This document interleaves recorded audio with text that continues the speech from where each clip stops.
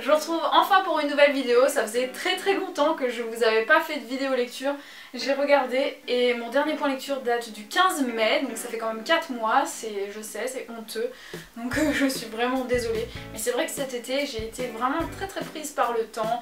J'avais plein de spectacles de danse, j'ai vu ma famille, j'avais plein de choses à faire. J'ai moins lu aussi, faut le dire, j'ai beaucoup moins lu cet été par manque de temps, et puis voilà, je vais pas vous chercher des excuses bidons, hein, simplement j'avais moins le temps et comme je lisais moins, en fait je crois que j'ai lu moins parce que j'ai eu des déceptions dans les livres que j'ai lus. J'ai lu des livres qui m'ont tellement déçue, qui m'ont ennuyée. J'ai passé beaucoup de temps sur certains livres, du coup j'ai un peu décroché la lecture, j'ai un peu mis ça en stand-by, et voilà, donc comme j'ai moins lu, j'avais moins envie de lire, j'avais moins envie de faire de vidéos et j'ai eu moins de coups de cœur, etc.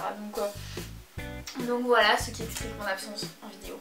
Et là je reviens parce que c'est la rentrée et quand même il faut que je recommence à faire des vidéos lecture parce que ça me manque, et j'espère que ça va me redonner l'envie de lire parce que je suis un petit peu en panne de lecture. Voilà, donc commençons tout de suite. J'ai décidé en fait de faire une petite vidéo, pas pour vous dire tous les livres que j'ai lus cet été parce que même s'il n'y en a pas eu des tonnes, il y en a quand même un peu trop pour que j'en parle là. Mais simplement juste de vous faire une petite... je vais vous faire défiler un peu les livres coup de cœur, enfin pas forcément des coups de cœur, mais des livres que j'ai beaucoup aimés, que je vous recommande, que j'ai lus depuis le 15 mai dernier. Je vais pas vous faire des résumés des histoires parce que je ne me rappelle plus, ça commence à remonter, mais simplement vous dire ce que j'ai beaucoup aimé. Donc j'ai lu Douglas Kennedy, L'homme qui voulait vivre sa vie, donc comme... presque tous les Douglas Kennedy que j'ai pu lire jusqu'à présent. J'ai vraiment adoré ce livre, je lui ai mis une note de 17 sur 20 il me semble. Je vous lis mon commentaire sur Livre Addict parce que je ne me rappelle plus de l'histoire. Une histoire dynamique, un personnage principal terriblement attachant et une vraie réflexion sur la vie, nos buts, nos rêves, nos espoirs et nos craintes. Encore un très bon Douglas Kennedy, même si ce n'est pas mon préféré. Mon préféré qui est, je vous le rappelle, La poursuite du bonheur, que j'ai vraiment adoré. Donc voilà, à lire, c'était vraiment très agréable comme bouquin. Ensuite, j'ai beaucoup aimé Ensemble c'est tout de Anna Gavalda, très bien, donc je lui ai donné 17 sur 20. Mon commentaire sur Livre Addict, tout bêtement, un vrai moment de plaisir ce livre, voilà, donc c'est une histoire d'amour il me semble, si je ne dis pas de bêtises. Enfin en tout cas c'est vraiment très bien, il est assez gros mais je l'ai lu assez vite. Il était superbe et je vous le recommande. Que je vous recommande également un peu de chick lit, Un bébé non merci de Emily Giffin, que j'ai vraiment beaucoup aimé. Je lui ai pas mis, ça n'a pas été un coup de cœur, mais c'était vraiment très bien aussi. J'aime bien la chick lit et c'en est un qui est vraiment pas mal. Ensuite, que je n'ai pas sur moi, j'ai lu 2 livres de Sophie Kinsella que j'ai adoré. Pour les deux, c'était... Enfin, il y en a un, c'était un coup de cœur, l'autre, c'était une très belle surprise. La très belle surprise qui était Cocktail Club, que j'ai vraiment apprécié et que je vous recommande. J'ai adoré ce bouquin. Et l'autre qui a été un coup de cœur, par contre, ça a été Les petits secrets d'Emma, que j'ai vraiment adoré et qu'il faut que vous lisiez à tout prix.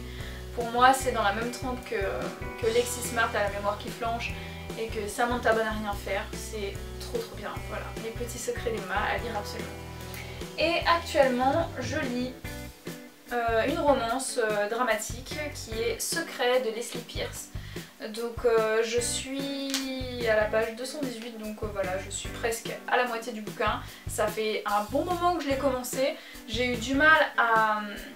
pas à rentrer dedans, mais je sais pas, ce qui me coince. Je pense que c'est simplement que j'ai une panne de lecture, hein, parce que le livre est très bien et j'apprécie énormément ma lecture. Simplement j'ai moins envie de passer des heures à le lire, donc je sais pas pourquoi, j'espère que ça va me revenir.